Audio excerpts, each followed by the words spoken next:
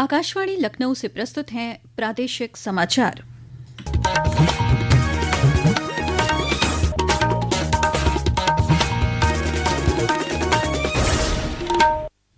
मुख्य समाचार।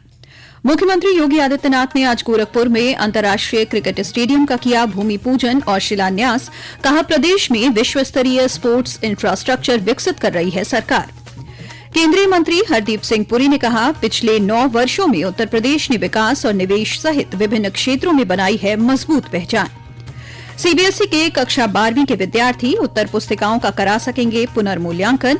ऑनलाइन आवेदन के बाद 2 चरणों में पूरी होगी प्रक्रिया। और प्रदेश में 18 जून को गोरखपुर के रास्ते मानसून देगा दस्तक। सिंचाई और जल संसाधन विभाग ने सभी 18 मंडलों में 31 मई तक बाढ़ नियंत्रण कक्ष स्थापित करने का दिया निर्देश। नमस्कार, प्रदेश के समाचारों के साथ मैं मोनिका चौहान और अब समाचार विस्तार से। मुख्यमंत्री योगी आदित्यनाथ ने आज गोरखपुर में बेली पार्क क्षेत्र स्थित ताल नदौर में करीब 393 करोड़ रुपए की लागत से बनने वाले अंतर्राष्ट्रीय क्रिकेट स्टेडियम का भूमि पूजन और शिलान्यास किया। शिलान्यास कार्यक्रम में केंद्रीय पेट्रोलियम और प्राकृतिक गैस मंत्री हरदीप सिंह पुरी और प्रदेश के खेल मंत्री गिरीश चंद्र यादव भी मौजूद रहे। इस अवसर पर जनसभा को संबोधित करते हुए मुख्यमंत्री योगी आदित्यनाथ ने कहा कि प्रधानमंत्री नरेंद्र मोदी की प्रेरणा से देश में नई खेल संस्कृति आगे बढ़ रही है। उन्होंने कहा कि प्रदेश में भी खेल इंफ्रास्ट्रक्चर को बढ़ावा देने के लिए हर गांव में खेल का मैदान बनाया जा रहा है। हर गांव में हम खेल का मैदान बना रहे हैं, हर विकास खंड स्तर पर मिनी स्टेडियम और हर जिले में एक स्टेडियम बने, इस पर कार्य प्रारंभ हुआ है। 18 कमिश्नरी है, हर कमिश्नरी स्तर पर एक स्पोर्ट्स कॉलेज बने, प्रदेश में अपना एक स्पोर्ट्स यूनिवर्सिटी हो। इसके लिए मेजर ध्यानचंद के नाम पे मेरठ में हम लोग स्पोर्ट्स यूनिवर्सिटी का निर्माण कर रहे हैं। इसी सत्र में हम उसका उद्घाटन भी करने जा रहे हैं। वाराणसी में बीसीसीआई की मदद से, आदरणीय प्रधानमंत्री जी की प्रेरणा से एक इंटरनेशनल क्रिकेट स्टेडियम बन रहा है। और आज उत्तर प्रदेश सरकार और भारत के पेट्रोलियम और प्राकृतिक गैस मंत्रालय के सहयोग से गोरखपुर में भी एक इंटरनेशनल क्रिकेट स्टेडियम की शिलान्यास का कार्यक्रम संपन्न हो रहा है। मुख्यमंत्री ने कहा कि गोरखपुर में अंतर्राष्ट्रीय क्रिकेट स्टेडियम बनने से पूर्वी उत्तर प्रदेश के युवाओं के लिए खेलकूद गतिविधियों को आगे बढ़ाने में सहायता मिलेगी। आज का दिन हम सब के लिए, पूर्वी उत्तर प्रदेश के नौजवानों के लिए और आने वाली पीढ़ी के लिए खेल और खेल कूद की गतिविधियों को आगे बढ़ाने के लिए एक महत्वपूर्ण दिन है। प्रधानमंत्री जी ने 2014 में देशवासियों से एक बात कही थी, खेलो इंडिया खेलो के एक स्लोगन दिया था। फिर उन्होंने फिट इंडिया मूवमेंट की बात कही थी, सांसद खेल कूद प्रतियोगिता को आगे बढ़ाने की बात कही थी। देश के अंदर इनके माध्यम से एक नई खेल संस्कृति आगे बढ़ी।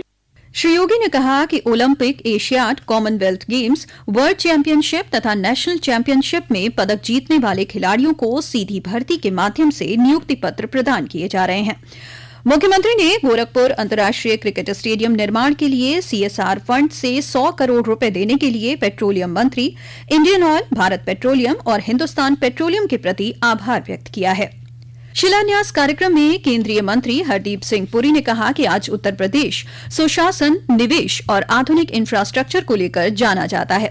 राज्य में कानून व्यवस्था में आए सुधार ने आम नागरिकों से लेकर उद्योग जगत तक नया विश्वास पैदा किया है। उन्होंने विश्वास जताया कि इस स्टेडियम से प्रशिक्षण लेकर ऐसे खिलाड़ी निकलेंगे जो देश का नाम दुनिया भर में रोशन करेंगे। 46 एकड़ में बनने वाले इस स्टेडियम की दर्शक क्षमता 30,000 होगी। स्टेडियम के बगल में 60 एकड़ भूमि पर स्पोर्ट्स कॉम्प्लेक्स बनाया जाएगा, जिसमें इंडोर खेलों की सुविधाएं मिलेंगी। ये स्टेडियम कानपुर, लखनऊ और वाराणसी के बाद प्रदेश का चौथा अंतर्राष्ट्रीय स्तर का क्रिकेट स्टेडियम होगा। अंशकालिक अनुदेशकों के बढ़े हुए मानदेय वितरण को लेकर कल प्रदेश भर में उनके सम्मान में कार्यक्रम आयोजित किए जाएंगे।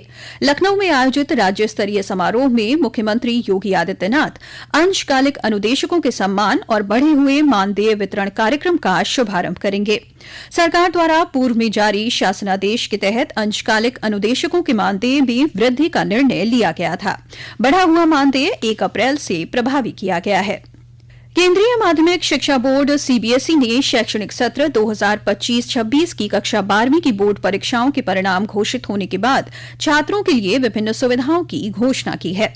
बोर्ड ने इस बार मूल्यांकन प्रक्रिया को और अधिक सटीक और पारदर्शी बनाने के लिए ऑन स्क्रीन मार्किंग प्रणाली का उपयोग किया है। पेश है एक रिपोर्ट। पहले चरण में छात्र अपनी मूल्यांकित उत्तर पुस्तिकाओं की स्कैन की गई प्रतियां मांग सकते हैं। ये ऑनलाइन लॉगिन के माध्यम से उपलब्ध कराई जाएंगी और समीक्षा के लिए डाउनलोड की जा सकती हैं। जबकि दूसरे चरण में छात्र विसंगतियों के सत्यापन के लिए आवेदन कर सकते हैं या अंकन योजना के आधार पर विशिष्ट उत्तरों के पुनः मूल्यांकन का अनुरोध भी कर सकते हैं। बोर्ड ने कहा है कि सभी आवेदन निर्धारित समय सीमा के भीतर ऑनलाइन जमा किए जाने चाहिए और प्रत्येक चरण के लिए केवल एक आवेदन स्वीकार किया जाएगा। छात्र 19 से 22 मई के बीच मूल्यांकित उत्तर पुस्तिकाओं की स्कैन की गई प्रति प्राप्त करने के लिए ऑनलाइन आवेदन कर सकते हैं, जिसका शुल्क प्रति विषय 700 रुपए है। अनुपम और शिवांग की रिपोर्ट के साथ समाचार कक्ष से फरहत नाज। प्रधानमंत्री नरेंद्र मोदी और मुख्यमंत्री योगी आदित्यनाथ की ऊर्जा बचत की अपील के मद्देनजर प्रदेश के पशुधन एवं दुग्ध विकास मंत्री धर्मपाल सिंह ने विभाग के सभी अधिकारियों और कर्मचारियों से सप्ताह में कम से कम एक दिन सार्वजनिक परिवहन का उपयोग करने को कहा है। उन्होंने कहा कि यह पहल न केवल पर्यावरण के प्रति जिम्मेदारी का परिचायक होगी, बल्कि आर्थिक अनुशासन और ऊर्जा बचत के दृष्टिगत समाज में सकारात्मक संदेश भी देगी। ये समाचार आप आकाशवाणी लखनऊ से सुन रहे हैं। ताजा समाचार जानने के लिए आप हमारी वेबसाइट newsonair.gov.in पर लॉगिन कर सकते हैं। इसके साथ ही आप प्रादेशिक समाचारों का ये बुलेटिन हमारे YouTube channel news on AIR Lucknow पर भी सुन सकते हैं। सपा नेता मोहम्मद आजम खां को एक विवादित बयान के मामले में आज रामपुर की एमपीएमएलए कोर्ट ने 2 वर्ष की कैद और 20,000 रुपए जुर्माने की सजा सुनाई है। उन पर वर्ष 2019 के लोकसभा चुनाव प्रचार के दौरान थाना भोट क्षेत्र में एक सभा के दौरान तत्कालीन जिलाधिकारी के खिलाफ विवादित टिप्पणी करने का आरोप था। भदोही में काशी नरेश विश्वविद्यालय की प्रथम नवनियुक्त कुलपति प्रोफेसर उमा श्रीवास्तव ने आज अपना कार्यभार ग्रहण कर लिया है।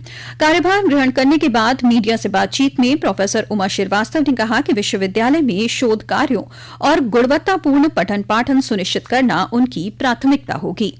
बहुत पुराना कॉलेज है, आजादी के बाद का पहला, और अब ये यूनिवर्सिटी में तब्दील हो गया है। इसमें रिसर्च वगैरह भी अब शुरू हो जाएगी या हो रही होगी, लेकिन अब क्या है कि रिसर्च बहुत पुरजोर तरीके से की जाएगी सबके साथ। तो फिर हाई क्वालिटी रिसर्च हो, स्टूडेंट्स रिसर्च ओरिएंटेड हो, कैंपस का माहौल बहुत अच्छा हो, और इस पे मेरा प्रयास रहेगा।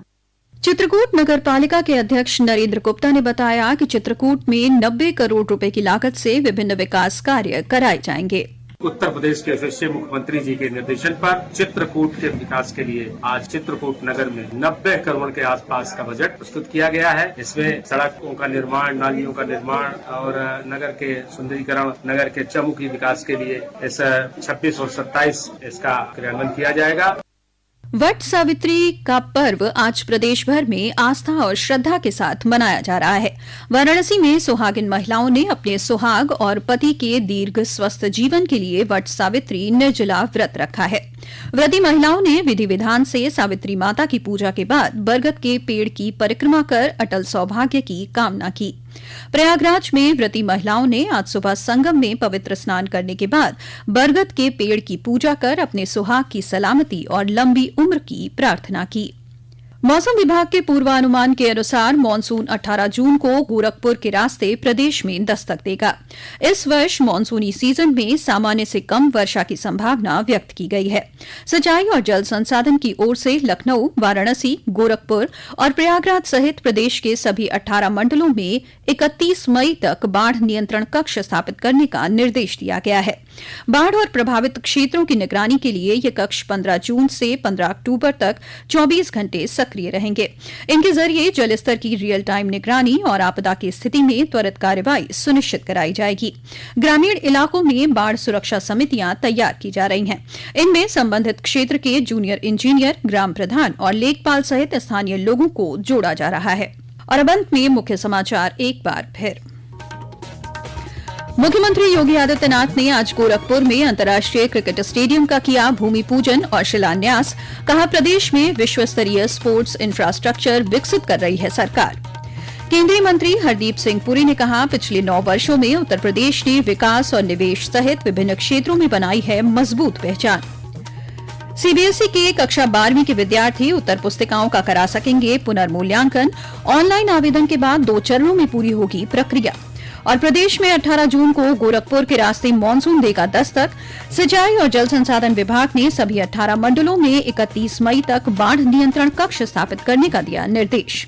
इसी के साथ प्रादेशिक समाचारों का ये बुलेटिन समाप्त हुआ। अगला बुलेटिन रात 8 बजे एफएम पर प्रसारित किया जाएगा। नमस्कार।